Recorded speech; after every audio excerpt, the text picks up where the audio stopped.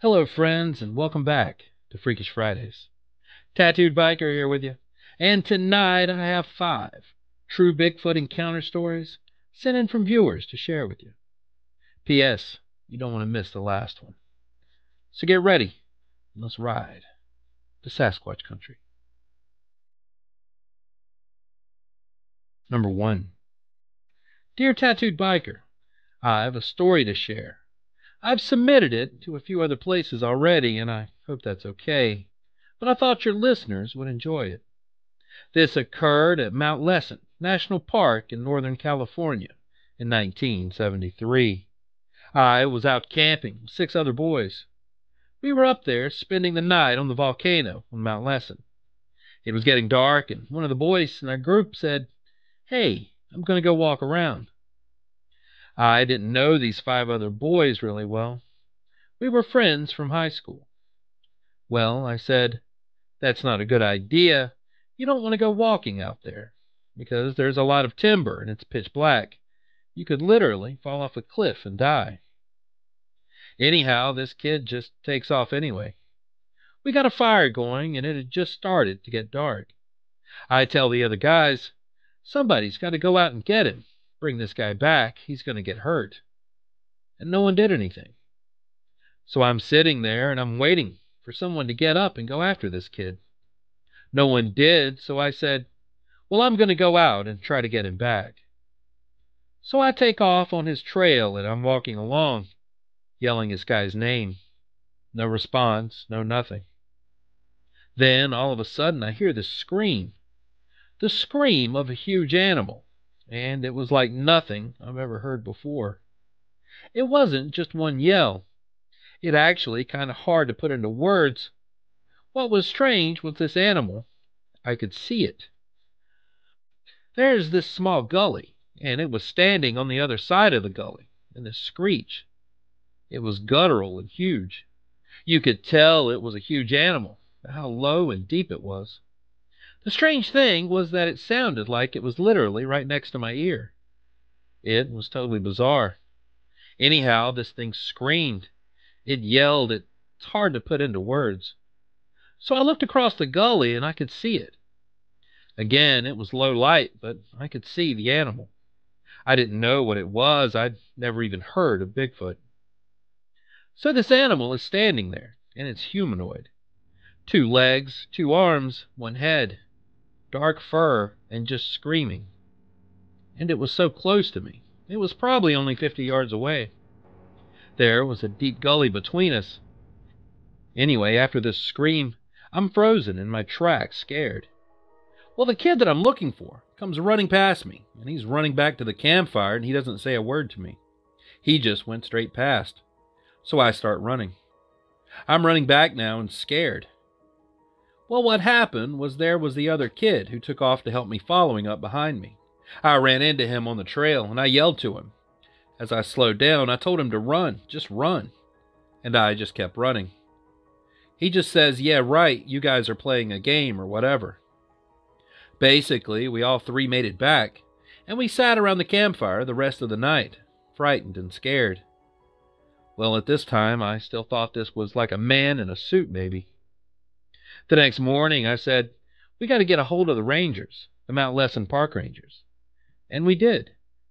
And I was the one of the older people in the group, said to the ranger, "Hey, someone was out here. He could have killed us. He could have gotten someone killed." I described what it looked like and the sound of the scream. The ranger suddenly got a serious look on his face. He got up from his desk and walked closer to me, whispered in my ear, "Young man, it was a Bigfoot." That was the last time I ever went camping. Signed, Jeremy. Number 2. Hey Biker, I visit your channel often and have enjoyed the personal stories of your viewers. I had an experience when I was a boy, and I'd like to share it. In September of 1978, I lived with my father on a farm in the vicinity of Shawanoe, Wisconsin, which is very near the Menominee Indian Reservation. There had been some buzz within the community of an unknown, large, hairy creature spotted by two deer hunters not far from our farm. I had heard stories of these things, these giants, told by the Menominee, but I had just considered these tales to be legends. Then, one evening, my father and I were coming home from the store, and I noticed what appeared to be two hairy creatures collecting squash from the garden. Each creature was at least 6 feet tall. It was dark, but there was enough light to clearly see what they were doing. My father immediately cut the headlights and stopped the car, as we just sat there and watched them pick and eat the squash. They didn't seem to even notice us, even though we were only about 100 feet from them. After about 5 minutes, one of the creatures looked in our direction, and you could see its eyes glow red from the moonlight. We started to get scared and decided to dash for the house and call the police. Then suddenly, huge, disc-shaped objects appeared above us and slowly moved towards the east field, which was about 200 yards away, and landed. I estimate the craft was about 40 feet in diameter. A large sliding door opened immediately, and a foggy green light glowed from within the craft. After a few seconds, the door closed, and the craft slowly rose and shot off towards the north. Then we noticed that the creatures were gone. A few days later, our neighbors from down the road came over for dinner. After we finished eating, my father and Mr. C walked outside. After an hour or so, the neighbors left, and I started cleaning up the kitchen. Later that evening, I was watching TV in the living room, and my father walked in, turned off the TV, and sat down beside me. He told me that Mr. C and his sister witnessed one of the crafts at the same time the last night that we had our encounter. As well, they witnessed several of the large hairy creatures meandering in the nearby woods. Mr. C said he knew something had been in the woods for several weeks, but never had gotten a good look until the craft arrived. After that night, we never had another encounter, nor did we hear of any more sightings by any people in the area. Do you think that these creatures were Bigfoot, aliens, or one and the same? It has always seemed strange to me that a Bigfoot body has never been found. Is it a possibility that Bigfoot is an extraterrestrial being? Thanks. Signed, Sammy. Number 3. Hey TB. Back in the late 1970s, my parents purchased an old farmhouse that was built in 1880 in a town called South Courtright, New York. The house sat on 7 acres of beautiful valley in the middle of the Catskill Mountains.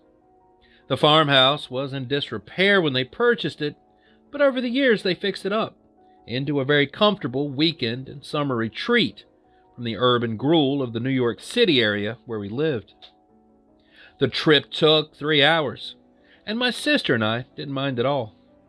One night after we arrived, my sister and I were at the kitchen table eating sandwiches for dinner, while my parents had cocktails in the front living room. The kitchen was at the rear of the house, and the window faced a drop-off in the property, which ran down to a clear running stream. As I was eating my dinner, I was gazing out the window. It was a dark, overcast, and moonless October night. As I turned my head from facing my sister, I looked out the window, which was illuminated by the light spilling out from the kitchen, and there was a huge ape-like face staring back at me. It had a broad, wide face, with no discernible neck and shoulders that spread out beyond the 4-foot-wide window. The brow of the creature was heavy, and I don't recall any expression on the creature's face. It was clearly and most obviously a Bigfoot. But what was different from any description that I'd heard before about a Bigfoot was that the hair on this creature was more orange and not brown or black. At this point I yelled and motioned to the window, and my sister turned and saw the creature as well. We both yelled for my parents, but when they got there, the creature was gone. My father and I took flashlights and went outside to look for it, but the ground was too hard due to a cold autumn that year. What we did realize, however, was that the creature would have had to have been over 9 feet tall, for its face to be visible through the window at the kitchen, since the basement level was exposed at that part of the house, as the farmhouse was built into a hill. My parents never really believed my sister and me, especially since the color of the beast was orange. But about 2 weeks later, we read in a local paper in which a farmer said he had spotted a big hairy creature breaking into his hen house and stealing chickens. The color of the creature's hair was orange. Thanks for letting me share. Signed, Barry. Number 4. Dear Tattooed Biker, I have something terrifying I want to share. I was driving home through the mountains from a concert on July 11th, 2014 on Route 8 in Hamilton County, New York. It was 12:37 a.m. I hit a creature that was carrying a deer with my car. The car was damaged from the hood to the rear, and I know it was at least injured, and its DNA may have been on my car. The speed limit was 55, and I wasn't able to stop in time when I saw the creature, who was carrying a deer about to step into the road. I hit the brakes, but I was only able to slow down before the impact. I didn't really believe in Bigfoot before that night, and I'm still shaken up and have not been able to share this story with anyone. I wanted to stop and see if the creature was okay, but I was scared out of my wits to stop and get out of the car. This creature was huge, at least 7.5 feet tall. I've seen drawings and such of Bigfoot, and this creature looked similar, but had white around its hairline, and its fur was dark brown, almost black. I'm shaking just writing this and remembering, and I'm in such disbelief that this actually happened to me.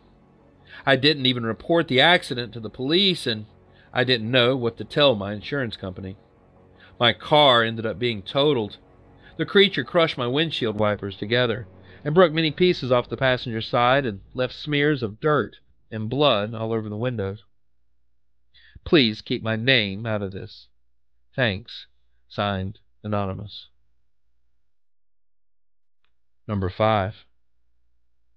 Dear TB, I'm a 22-year U.S. Army veteran. My specialty was infantry scout for most of my service. I attended one station unit training at Fort Benning, Georgia, where I was taught scouting skills. I was deployed to Desert Shield, Desert Storm, Bosnia, and Kosovo. At the time of this incident, I was based at Fort Bragg, North Carolina. It was in 1966, and we were going to be part of a joint training exercise at Fort Lewis, Washington. We had been there for a few weeks and were involved with various tasks, including posing as terrorists in multiple exercises. On the night of the incident, I had decided that our OP4 team should get a few hours of rest before we would go on the mission. We parked the Humvee as close as possible to the hill that I thought would be best to keep us from being noticed, and climbed up the hilltop for the next day's mission. We were planning to attack on or about 5 a.m. My guard shift started at midnight. Not long after the shift began, we were awoken by live, small arms fire. Everyone involved in this training exercise carried blanks, and all had red blank adapters attached at the end of the muzzle. There's a very distinct difference in sound between live rounds and blank rounds. The firing was about 350 to 400 meters from our location, on the opposite side of the hill where, according to the war map, no unit was supposed to be. Within moments of the firing starting, there was a very loud roar. I had previously heard a lion's roar, and this was much, much louder. You could actually feel it. The guys and I were terrified. The weapon fire lasted like 30 seconds. 2 of my soldiers were about to run down the hill to see what was going on. I had to stop them. We gathered our M16s and night vision goggles and cautiously proceeded down the hill, going from tree to tree to stay hidden. There were a few bright flashlights we could see as we approached. One of my team was on the radio, when suddenly another soldier shouted out movement up on the hill. We got caught, and we were told to reveal ourselves and approach. That's when we saw the opposing squad in front of us. Laying in front of the squad were two Sasquatch. The male was obviously dead, and the female was breathing heavily, spitting out and choking on her own blood. The squad took our weapons and night vision goggles, and the one talking identified himself only as a captain. He was talking loudly and was upset that we were there. Much of what was said at first didn't register, because we were looking at the two Sasquatch. The male was sprawled on his back. The female soon succumbed to her wounds and stopped breathing. My team and I were total shock at what we were seeing. The captain, who was talking to me, got right up into my face to get my attention. I noticed an awful odor coming from the creatures. Once the shock wore off, I took a real close look at these men in the opposing squad. Their equipment and weapons weren't standard issue. I soon realized that they were Delta Force because of the helmets they were wearing. About 5 minutes later, a colonel came up and gave us a butt chewing. We were moved down the hill, but before that, the Delta Force was prepping the Sasquatch for extraction. A Black Hawk Helo came in low and hovered above. We later traveled for about 2 hours until we arrived at a location where we were ushered into a room, where we waited for over an hour. The colonel and other military officers, including the Delta Force captain, came in and gave us direct orders to never speak of this matter, and that if it was discovered that we did, we'd be facing disciplinary action. They really put the fear of God in us. We were told that our battalion commander was informed of us interfering with their training mission, and we were returned to the TOC after we were debriefed. Since I was the only NCO of the group, I was threatened with having my career ruined if I ever spoke of this again. Sometime later, we were loaded up on a 5-ton truck under guard and driven back to the hill where all of this took place. We were allowed to gather our stuff from the hilltop and followed to the TOC's current location. The truck following us just continued moving on down the road. We were given another butt chewing by our battalion commander. This incident has eaten at me for all these many years since it occurred. I wanted to climb the roof of my house and shout it out loud, but the fear of reprisal from the army or the government has kept me from doing so.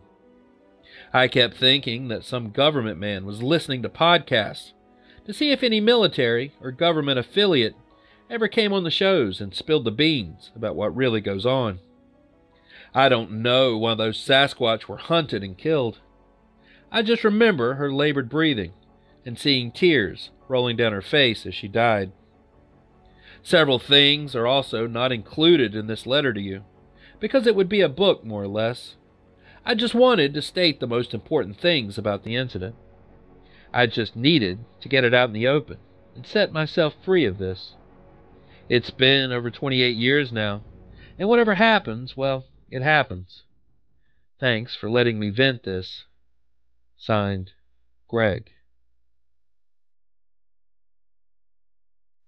And there it is. All the Bigfoot Encounter stories I have for you tonight. Thanks for watching. And if you've ever seen something that you just can't explain, or have had a brush with the supernatural, or the very strange, and you'd just like to share your story, send it to the email in the description, and it may just make it into a future video.